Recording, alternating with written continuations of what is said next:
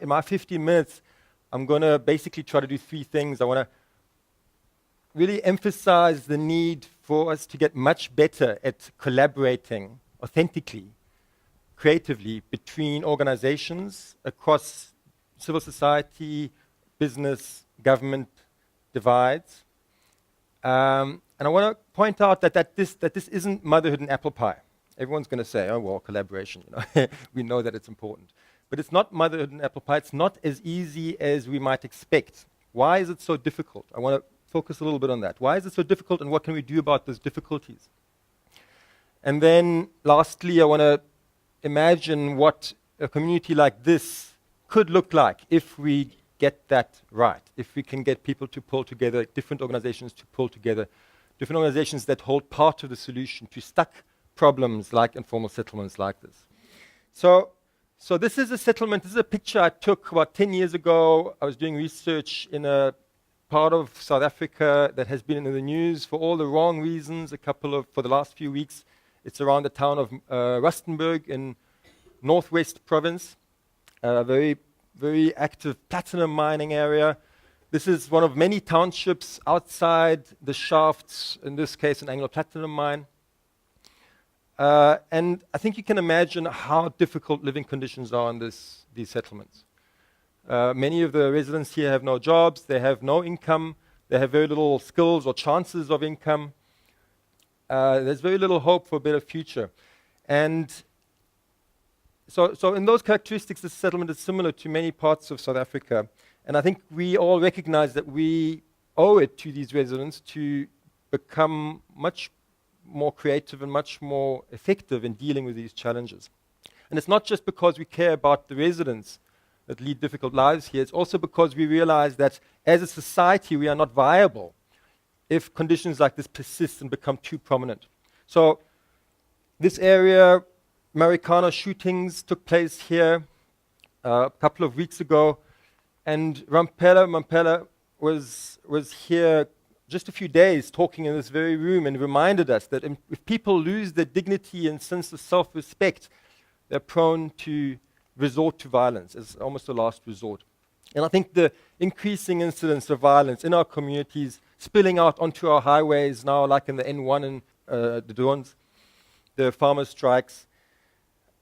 You see, I think we all recognize more and more that it's not viable for these communities to persist in these conditions. So one of the other things that struck me about Marikane, the couple of weeks following Marikane, was that how easily people started, those people in power, the people that were meant to be doing something about this, resorted to blaming each other. So the deputy president, the minister of mines, started blaming the mining companies for not doing enough about the social conditions around the mines. On the other hand, people, in the business press, of course, would resort, we're taught that doing something about informal settlements is quite clearly the statutory responsibility of the municipalities in particular and other government departments. So it becomes a blame game and nobody really knows what to do. And this back and forth has been going on in places like Rustenburg for many years. 10 years ago, I was there talking to mining managers, and they complained again and again about the inability of the municipalities to provide bulk services to them as mining companies, but also to these informal settlements. And then I went to the officials and the councillors in the municipality, and they complained about the mining companies, saying the informal settlements are, to a large extent the responsibility of the mining companies, because after all, the migrant labor system that's been set up over the last 100 years to basically provide mines with cheap labor has set up this pattern of migrancy, of impoverishing rural areas quite proactively almost in order to get this cheap labor pool.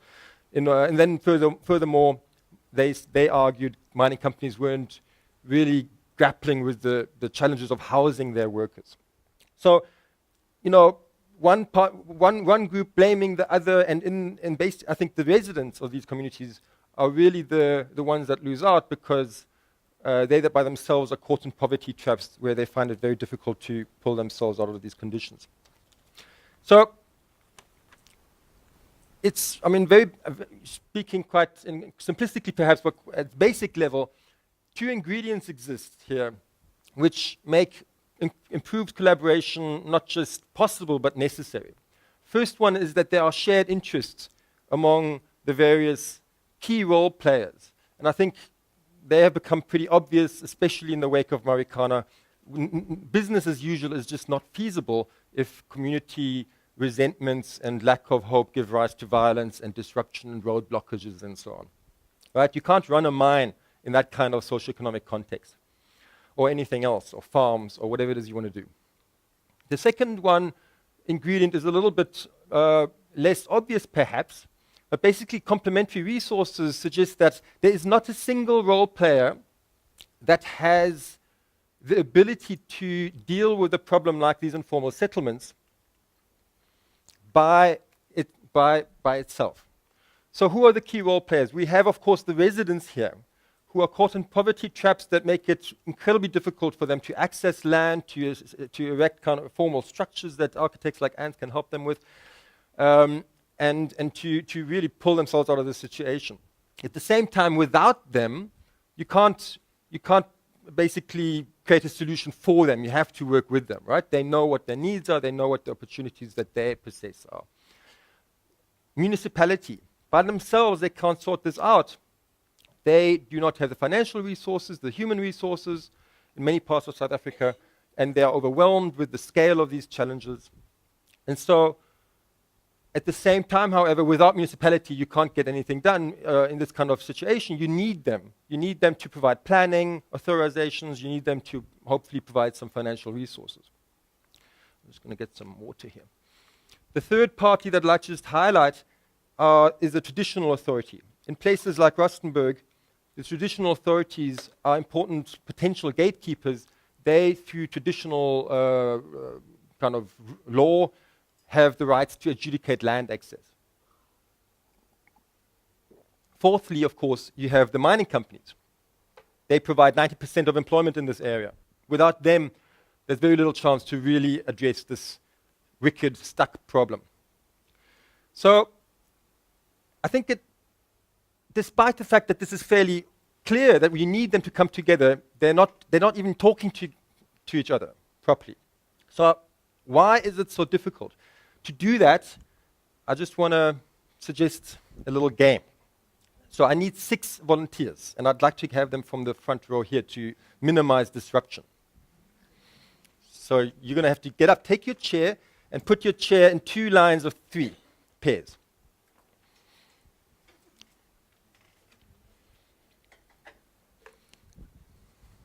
Okay, just sit opposite each other. Hope you guys can see a little bit.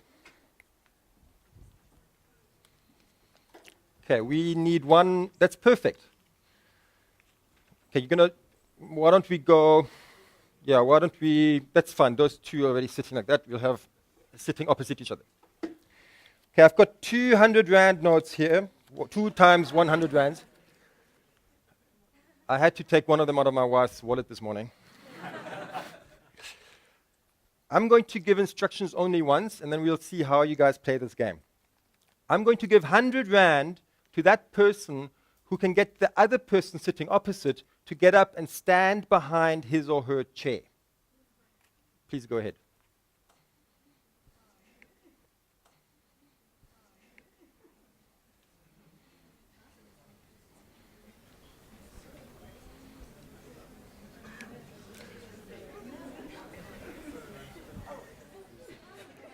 Okay, excellent. We have 2 winners.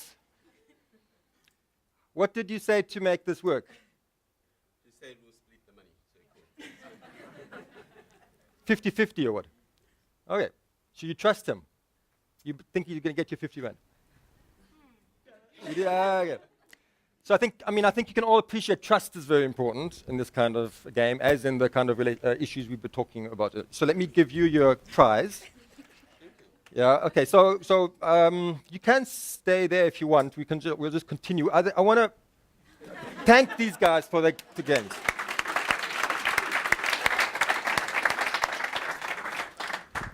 So ask yourself also, how would you have approached this? Okay, so there is a model that I'd like to use to interpret this. It's called the dual concern model. It was developed by psychologists Dean Pruitt and others, and a chap called Brooks Holtham illustrated its use to me. He's from Georgetown University, so I'm grateful to him for that. Basically, it suggests that there are two dimensions of concern that we all face in situations like this, but also in situations like buying a car from a used car dealer, or in fact negotiating with people about how to sort out difficult problems like an informal settlement. So on the bottom here you have concern for self. Sorry, on the side here, the y-axis is concern for self, and on the x-axis is concern for the other. And the way that they interact or correspond gives rise to certain underlying motives and negotiation strategies that characterize the way we approach a game like this, or in fact more complicated situations and relationships. If you decided, let's say in this approach to the game, that you weren't going to really put too much effort into it because after all 100 rand's not worth that much, and you know, it might be embarrassing, then you're in the avoiding category. You know, the concerns for either your own interests or outcomes or the others are not that great. Sometimes people are very quick to jump up and stand behind the other person's chair. Right? You get that in marriages sometimes, repeated interaction. So your concern for others is strong, and so you accommodate. A lot of the time, arguably, especially in MBA classes, you have distributive bargaining where the concern for self is particularly prominent. And I must say that that might have been the case, but not anymore. I love the MBA classes we're getting, especially at the GSB. But there is a tendency to have a competitive orientation. So you basically see this as a competitive situation where you have to convince the other to do something that you want him or her to do. Now, what happened here? The ones that basically got the prize, they figured out quite quickly that they had to split the spoils, 50-50, because 50-50 is common because we have a culture of equity as a principle.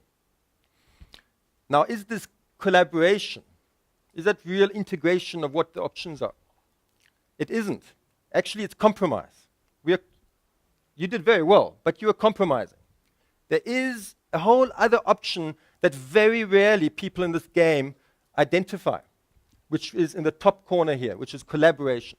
Can anyone tell me how one of these pairs could have gotten more than what they actually got, the winning pairs? There was nothing preventing either of you getting up and standing behind the opposite person's chair. And so both of you would have gotten the 100 rand. That is an illustration of this win-win outcome. I mean, win-win is a bit of a hollowed term, right? We like to dismiss it because it sounds so much like motherhood and apple pie. But that's what win-win actually is. It's a whole new situation or possibility that we often ignore because we don't think about it. We're so used, and this is why some of the reasons collaboration is so difficult. We're so used to assuming that we are in this quadrant here. We need to compete. And what Brooks Holtham calls a fixed pie and others call fixed pie perception. We focus, the pie, the size of the pie is fixed. The point of the game is to fight for the size of my piece of the pie. And sometimes it's very difficult then to realize that actually my own interests can be served if I focus on the other person's interests. In politically charged environments, in fact, it's often the reverse. There's an assumption that I'm going to be better off if the other person is worse off. So yesterday at dinner, the dinner table, my son was complaining that I was sitting next to my daughter, and he wanted me to sit next to him. I did ask him whether he was okay for me to mention this, by the way. And I said, okay, that's fine. I'll sit in the middle. I'll sit between you, on the head of the table, and I'll be beside next to you, next to both of you. Did that sort out the problem? No. I'm still sitting next to her.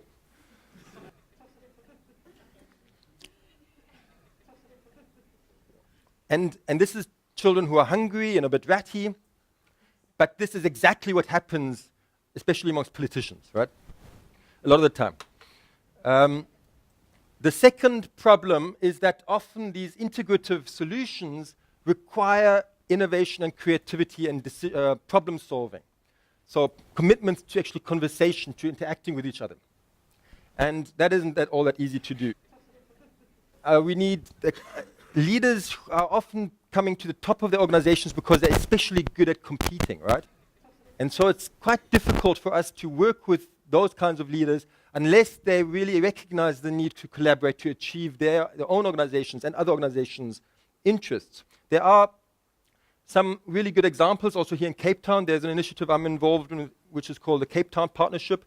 The CEO of that initiative, Andrew Barain, and the MD, Bulelwa Makalima Ngirwana, both of them are really good at this kind of thing. Not only do they recognize that we can grow the pie and that it needs a commitment to conversations that are authentic and challenging each other, in fact, they prosper in situations where there is some disagreement. Why? Because it's in that space of disagreement and tensions and different perspectives, perceptions, that you can come up with new ideas. Ideas like, hey, actually, we can both get up and sit behind each other, stand behind each other's chairs. And so, just to conclude very quickly, what might a community like this look like? And this is the theme of the session is on the imagine. So, I was imagining what could this community look like if we were to take key representatives of the residents in the settlement, of the municipality, of the mining company, of the traditional authority, the Bafokeng traditional authority. If we could get them to come to a retreat for 2 or 3 days. As Andrew Barain says, let them hang their jacket on the door, with which he means let them basically hang up their the kind of baggage that they have, the disdain and the disrespect and the distrust that they have of each other, you know, the turfs that they're trying to protect.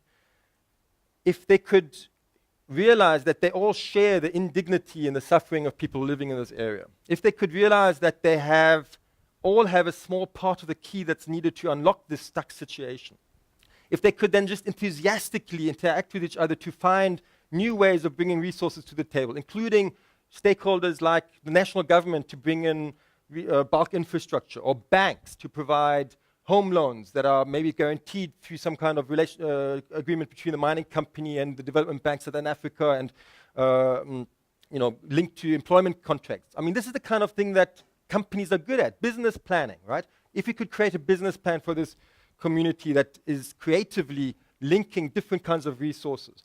So if these role players could really bring together their shared interests, these complementary resources, to create a whole new vision and an action plan for this community, I think it would look very, very different. So is this the only thing that we need? No, it isn't. Is it easy? I don't think it will be easy, but I think it'll go a long way. Thank you.